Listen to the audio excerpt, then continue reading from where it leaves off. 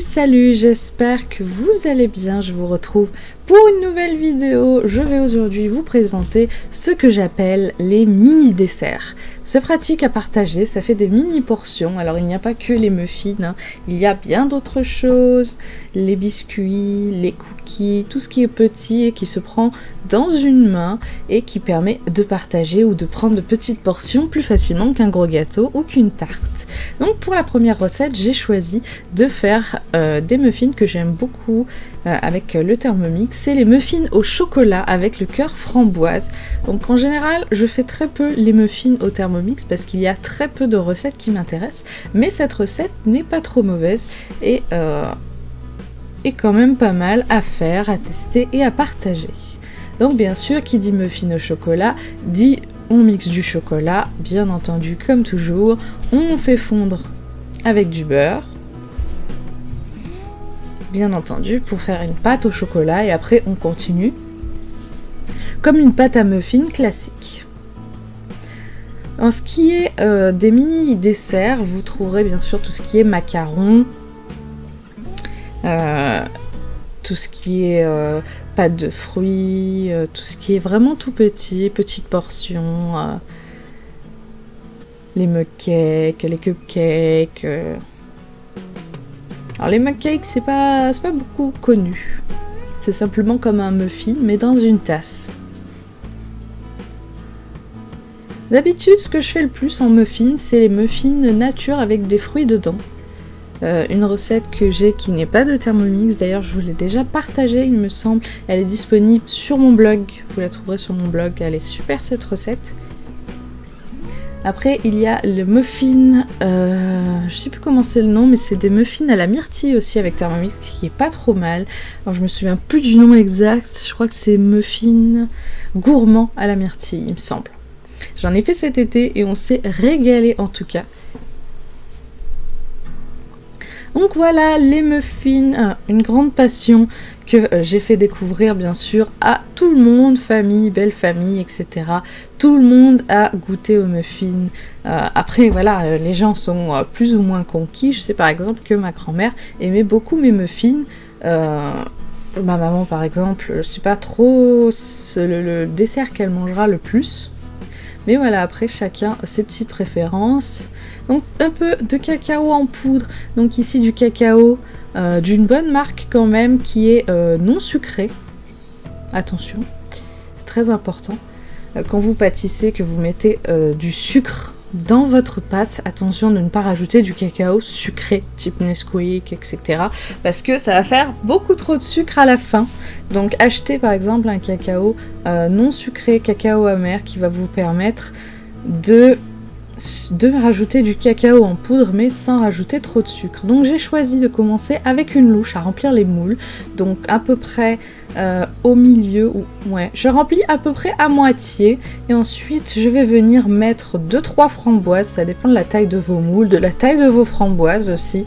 J'essaye d'appuyer un petit peu pour les faire rentrer de façon à faire le cœur à la framboise, hein, vraiment pour qu'il soit au cœur, pas qu'il reste sur le dessus. Donc pour une recette plus classique, vous pouvez très bien les mélanger avec la pâte. Ça fera pas un cœur framboise, c'est vrai qu'ils seront un peu répartis partout, mais ça donnera le même résultat.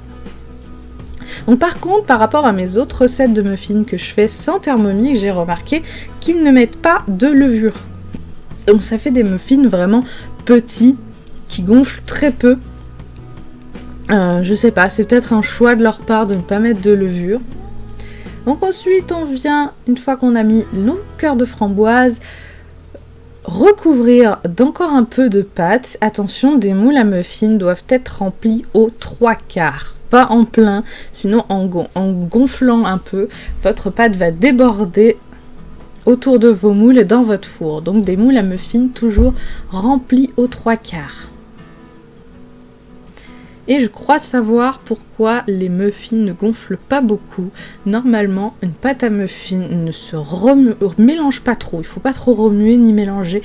Ça doit être quand même assez grossier parce que sinon ça fait pas ce petit côté chapeau champignons du muffin. Vous voyez les muffins que vous achetez dans les pâtisseries, ils ressemblent à des gros champignons parce qu'une pâte à muffin normalement ne se mélange pas trop. Sinon ça casse cet effet gonflant champignon. Voilà pourquoi ils ressemblent à des trucs tout rikiki. Et c'est un peu le piège aussi quand je l'ai fait à la main, c'est de mélanger assez pour faire une pâte homogène, mais pas trop pour pas casser cet effet gonflant champignon, quoi. Et voilà ce que ça donne, des petits muffins qui gonflent pas tellement vu qu'il n'y a pas de levure et que la pâte est bien mixée avec les hélices, mais quand même un petit cœur de framboise et un excellent goût bien entendu. Donc on attend un petit peu que ça refroidisse avant de démouler, pour pas se brûler bien entendu.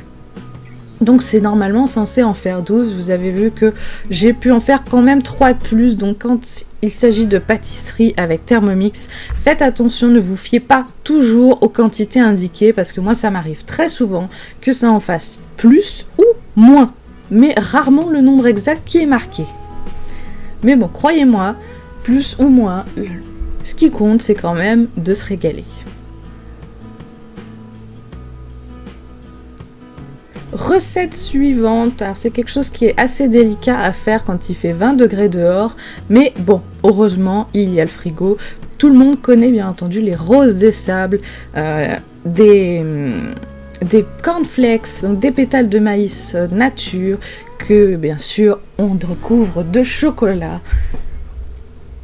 Donc ici, j'ai choisi le chocolat noir, parce que bien entendu, normalement, c'est avec du chocolat noir qu'on le fait.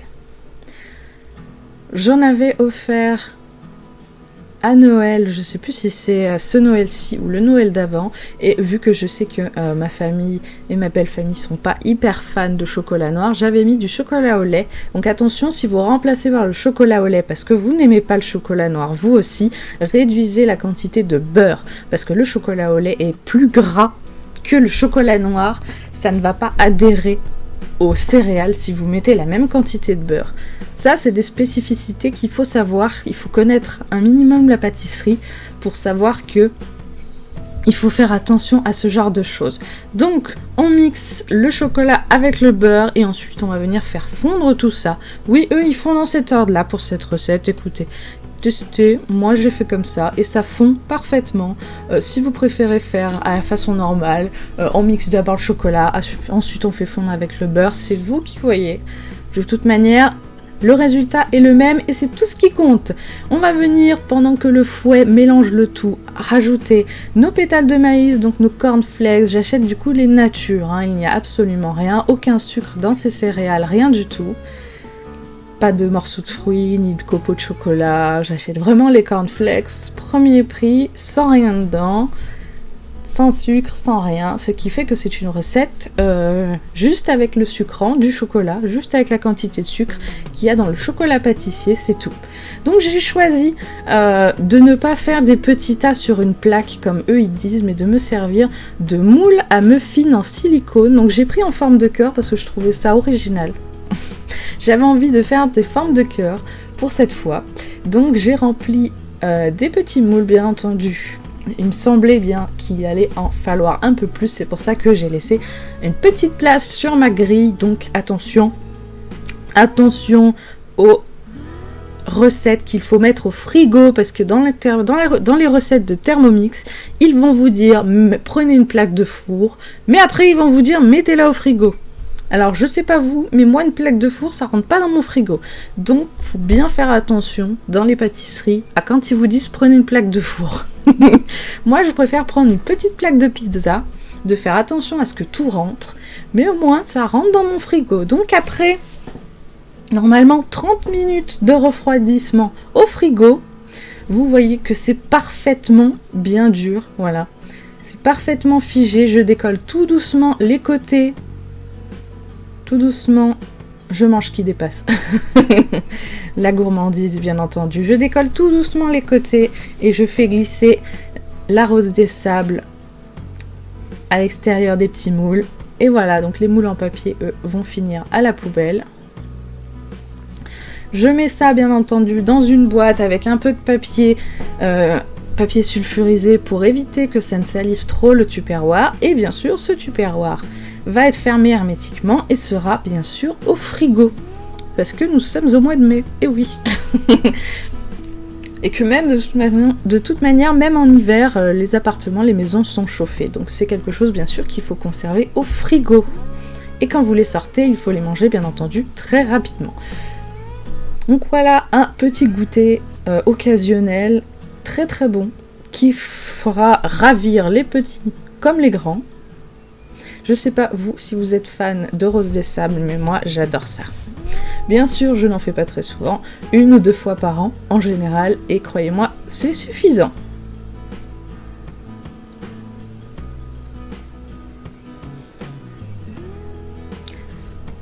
Pour cette 3e recette des mini-desserts, on va vous proposer avec l'aide de mon chéri des lunettes à la confiture. Donc au début je voulais faire de la pâte de fruits, malheureusement je n'ai pas réussi à gélifier, on a essayé même 2 fois, j'ai essayé 2 fois, une fois toute seule, une fois avec le chéri, on n'a pas réussi du tout. Alors je sais pas ce qui se passe avec les recettes de pâte de fruits de Thermomix, mais je pense qu'il y a une petite erreur sur le dosage du gélifiant. Donc vu que ça m'a fait de la gelée de fraises au lieu de me faire de la pâte de fruits, et ben on va réutiliser cette gelée dans des biscuits. Voilà, donc tout le monde connaît les lunettes à la confiture, hein, les biscuits ovales qu'on trouve dans les supermarchés, dans certains magasins avec des petits trous et de la confiture au milieu. Il y en a à plein de choses, hein. Il en existe à la fraise, à l'abricot, à la myrtille.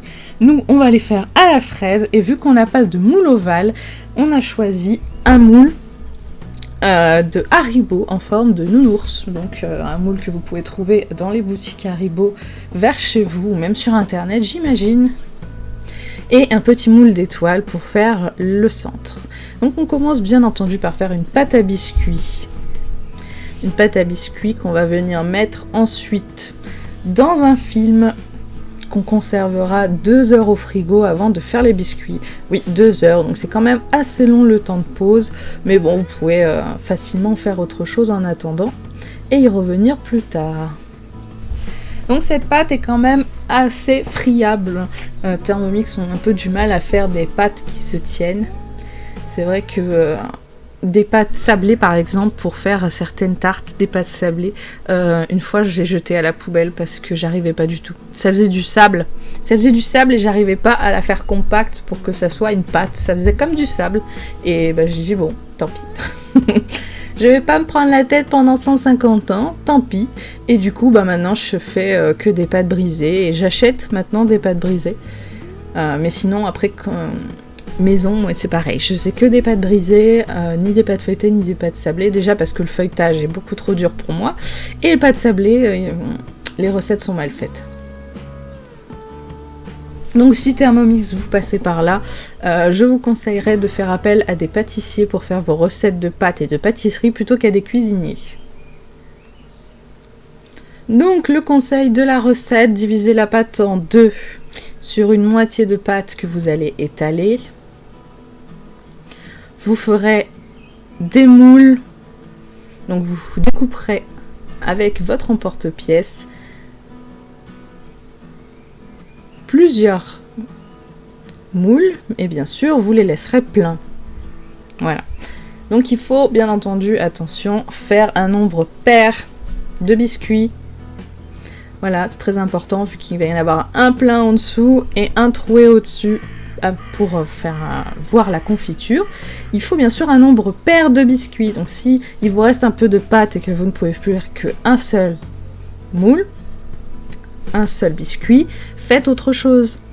Prenez par exemple un moule plus petit, faites des petits biscuits, mais il faut vraiment que ça soit un nombre pair. Voilà. Donc là, il y en a eu au total, pour tout ce qu'on a réussi à faire, il y en a eu du coup au total 7 pleins et 7 qu'on a troués.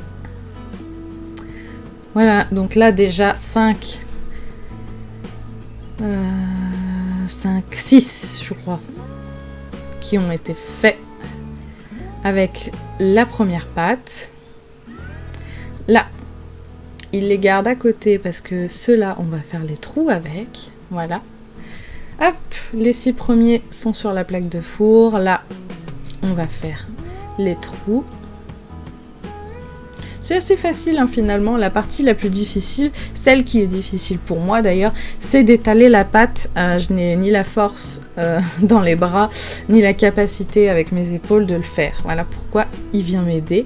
Donc voilà, après cuisson, bien sûr on laisse refroidir un nombre pair de biscuits pour pouvoir les adapter par 2. La gelée de fraises est prête. Il n'y a plus qu'à monter tout ça. Donc attention à ne pas mettre trop de gelée. Donc eux ils disent de mettre de la confiture. Alors attention que votre confiture ne soit pas trop liquide, sinon elle va tout simplement tomber, elle va glisser et elle ne tiendra pas. Donc c'est pour ça que je vous conseille de ne pas écouter ce que Thermomix dit et de faire plutôt de mettre de la gelée plutôt que de la confiture, parce que la confiture c'est quand même très liquide. Donc ici la confiture de fraises, on n'en met pas trop, on fait un petit dôme, on aplatit sur les côtés et on vient poser le dessus. Et c'est là, en posant le dessus, que ça répartit toute la gelée. Voilà, on fait tout avec tous les biscuits et voilà.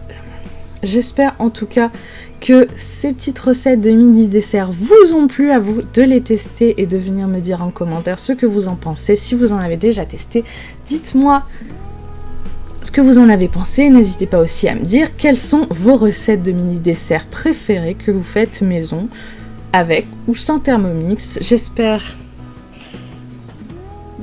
que je pourrai vous retrouver dans les commentaires. Je vous dis à la prochaine. Salut, prenez soin de vous et de vos proches.